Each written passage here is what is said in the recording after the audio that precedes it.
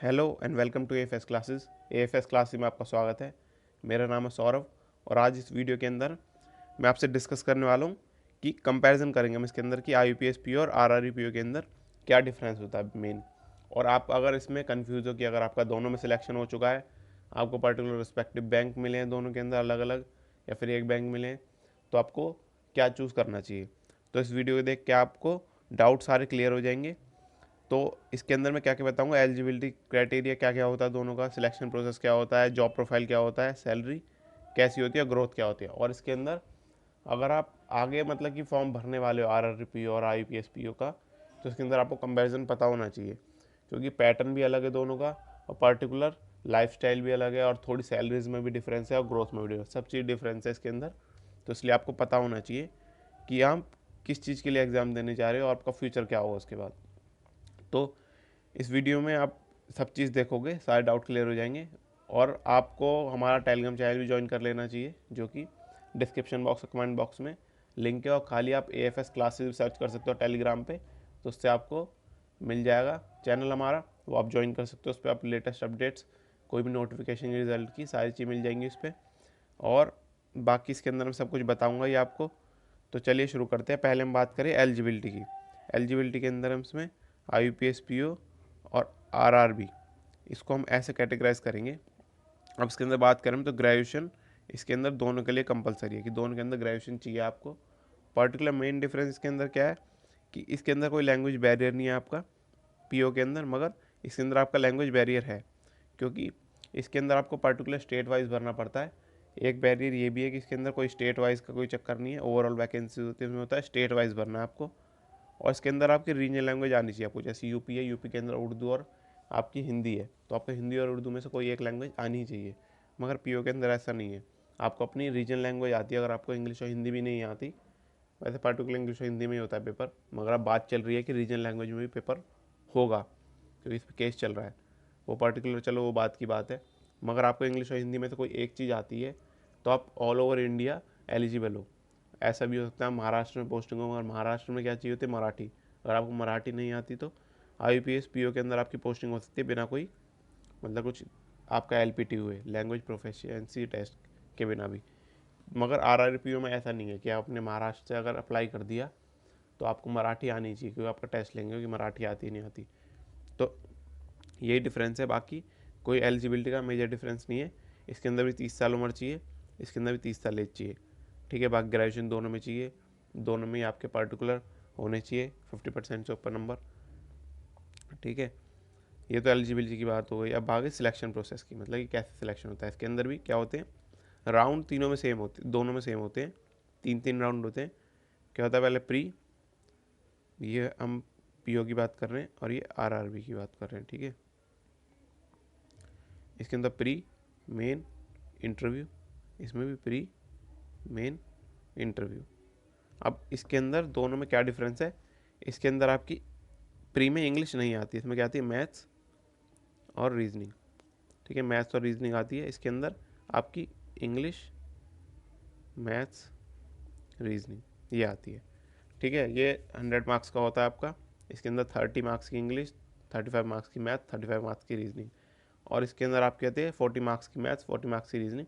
और इसके अंदर आपका कंपोजिट टाइम नहीं होता, मतलब इसके अंदर पर्टिकुलर डिवाइड कर रखा होता है उन्होंने टाइम कि 30 मिनट आपके, 20 मिनट आपके इंग्लिश के, 20 मिनट आपके मैथ्स के, 20 मिनट आपके रीजनिंग के। इसमें कोई नहीं है, इसमें टोटल आपके 45 मिनट्स होते हैं, 80 क्वेश्चन करने हैं, आपको टाइम मैनेजमेंट खुद करना है, ठीक है।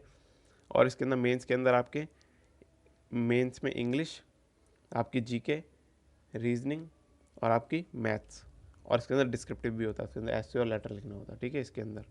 और इसके अंदर आपका क्या होता है कि आपकी इंग्लिश या हिंदी में से कोई भी एक चूज़ कर सकते हो।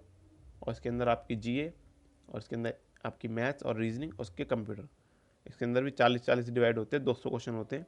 इसके अंदर 200 नंबर का पेपर होता है, इसमें 225 का होता है, 25 डिस्क्रिप्टिव होता है। तो इन दोनों के अंदर आपको दिख रहा होगा कि इंग्लिश आपकी कंपलसरी नहीं है। तो जिसकी इंग्लिश कमज़ोर है मैं उसको आरआरबी सजेस्ट करूँगा, मतलब बहुत ही कमज़ोर है, एवरेज है तो फिर भी चल जाएगा आईपीएस में, मगर बहुत ही कमज़ोर है तो आरआरबी को चूज़ करें, क्योंकि उसके लिए ईजी टारगेट होगा। मगर उसके लिए आपकी फिर मैथ्स, रीजनिंग और हिंदी और जीके ये आपकी ज़्यादा स्ट्रॉन्ग होनी चाहिए।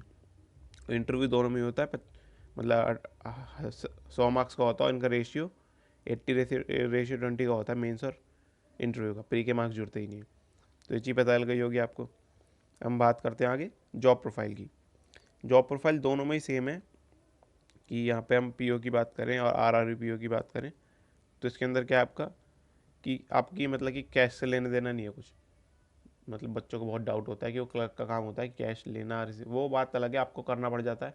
तो पीओ का काम है वेरीफाई करना कि डबल वेरिफिकेशन जो होता है, जैसे कि मान लो कोई एफडी वगैरह भी है ना, ये चीज़ मैं बता रहा हूँ कि जो पर्टिकुलर मेरे फ्रेंड्स वगैरह हैं उन्होंने जो आरआरबी पीओ के अंदर सिलेक्शन लिया था उनका जो काम होता था उन्होंने जो बताया मेरे को, मतलब मेन काम होता है कि वेरीफाई करना।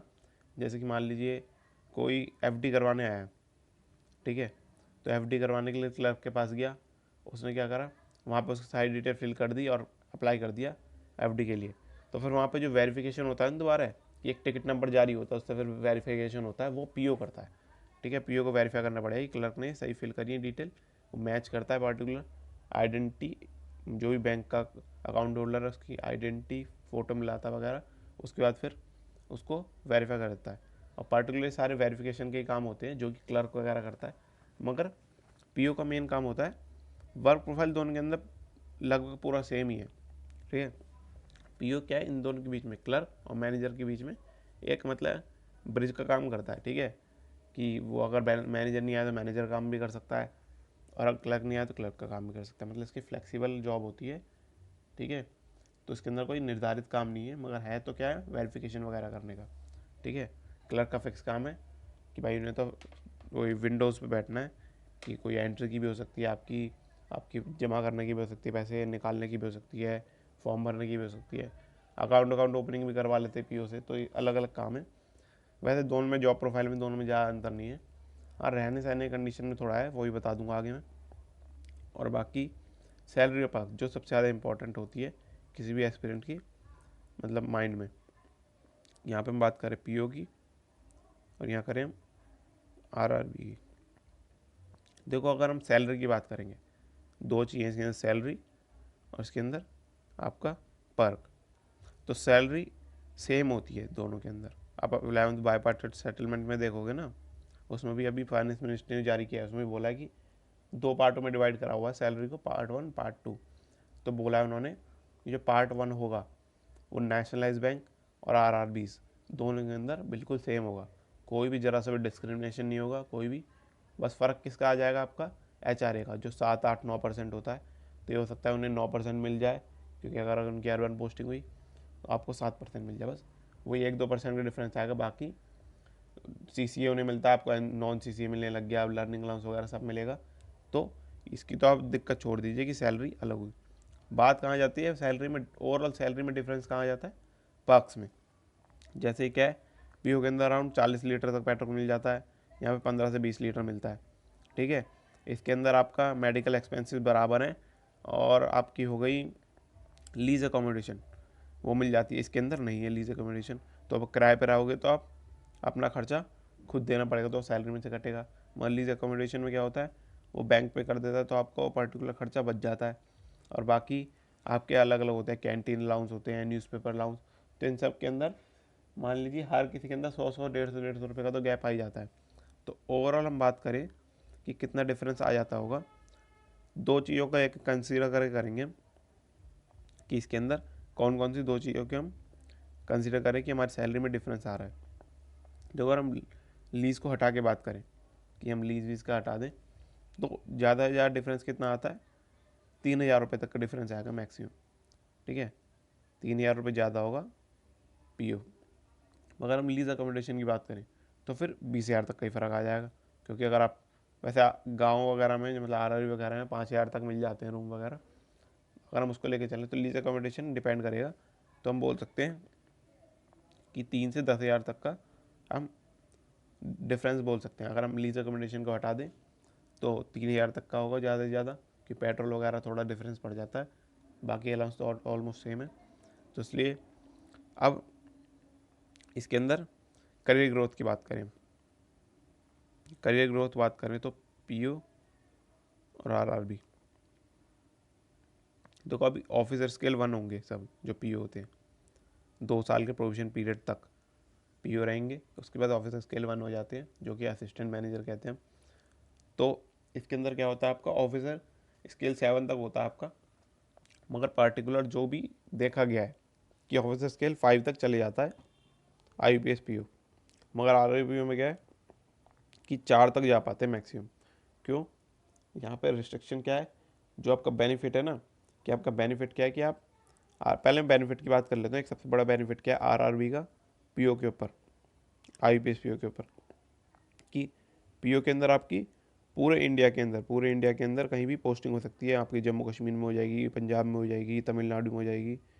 मगर इसमें RRB में क्या होगा, आपकी इन स्टेट होगी बस, जो पर्टिकुलर स्टेट है ना आपका, उसके अंदर आपकी पर्टिकुलर ट्रांसफर्स होंगे। तो आप अपने अगर घर से दूर हो, मान लो आप अपनी स्टेट में भी ना हो, आप नियर बाय स्टेट से आपने अप्लाई कराओ, तो फिर भी आप 500 से 700 किलोमीटर दूर ही रहोगे ज़्यादा से ज़्यादा अपने घर से, तो आप आ सकते हो सैटरडे संडे वगैरह को। मगर यहाँ पे PO के अंदर आप कई हज़ार किलोमीटर दूर भी हो सकते हो, क्योंकि आपको पता नहीं किस स्टेट में मिल जाए आपको। तो इसलिए ये डिफरेंस है। मगर ये डिफरेंस आपको प्रमोशन के अंदर नुकसान करता है, क्योंकि RRB स्टेट वाइज है। तो यहाँ पे जो बड़े बड़े होते हैं ना, वहाँ पर्टिकुलर AGM वगैरह होते हैं, फिर और वो स्पॉन्सर बैंक जो होता है वो अपने नेशनल बैंक से बेचता है, ठीक है। तो उन पोजीशंस पे बहुत कम वैकेंसीज होती हैं जो RRBs के एम्प्लॉयज़ के लिए होती है। तो वहाँ पे तो वैसे ही आपके एम्प्लॉयज़ कम जाएंगे तो प्रमोशन कम होंगे, और ऊपर से ये स्टेट वाइज है, तो इसमें वैकेंसीज कम होती हैं as compare to IUPS PO। क्यों? IUPS PO है पूरा नेशनलाइज लेवल पे। यहाँ पे ब्रांचेज होंगी, मान लो कि बैंक ऑफ इंडिया की ब्रांचेज हैं 6000, मगर आर्यव्रत बैंक लेके चले हम तो उसकी वैकेंसी वो ब्रांचेज हैं अराउंड कि हम बोल सकते हैं 1000। वो बहुत ज़्यादा बोल दिया मैंने, ठीक है। तो दिख रहा होगा आपको 1000 और 6000 के अंदर एम्प्लॉय किस में ज़्यादा होंगे, इसमें तो रिटायर किस में होंगे ज़्यादा, इसमें तो एक करियर ग्रोथ किस में होगा ज़्यादा, इसमें। तो इसलिए इसमें हर 5 साल के अंदर आपका वो हो जाता है, मतलब ट्रांसफ़र तो होता ही है, साथ साथ प्रमोशन। इसमें 6 से 7 साल लग जाते हैं आपके एवरेज प्रमोशन होने में। तो मैंने सारी चीज़ बता दी है। बाकी आपको अगर होम सिकनेस है, मतलब अपने इस घर से ज़्यादा दूर नहीं रहना चाहते, तो RRPO बेस्ट है। बाकी आपको करियर ग्रोथ ज़्यादा चाहिए और आपको पैसा थोड़ा ज़्यादा चाहिए, तो IUPS PO बेटर है, नहीं तो उससे बड़ी SBI PO है। बाकी काम RRPO में एज़ कम्पेयर टू कम होता है IUPS PO में, क्योंकि वहाँ पे थोड़ा ग्रामीण क्षेत्र है, मगर लाइफस्टाइल थोड़ा बढ़िया होता है IUPS PO का, क्योंकि वहाँ थोड़ा अर्बन एरिया में मिल सकता है उन्हें। तो बहुत सारी चीज़ें हैं, मगर मैंने मोटी मोटी चीज़ें आपको बता दी हैं। अब आपकी मर्ज़ी है आपको किसके लिए प्रिपरेशन करनी है। प्रिपरेशन दोनों के लिए करो, मगर माइंड में भी आपको होना चाहिए अगर मुझे दोनों मिले तो मेरे को ये चूज़ करना है। तो उसके लिए मैंने वीडियो बनाई थी। अगर कुछ भी डाउट हो कमेंट सेक्शन में पूछ सकते हो, मैं उसका डाउट क्लियर कर दूँगा। थैंक यू आपको वीडियो देखने का।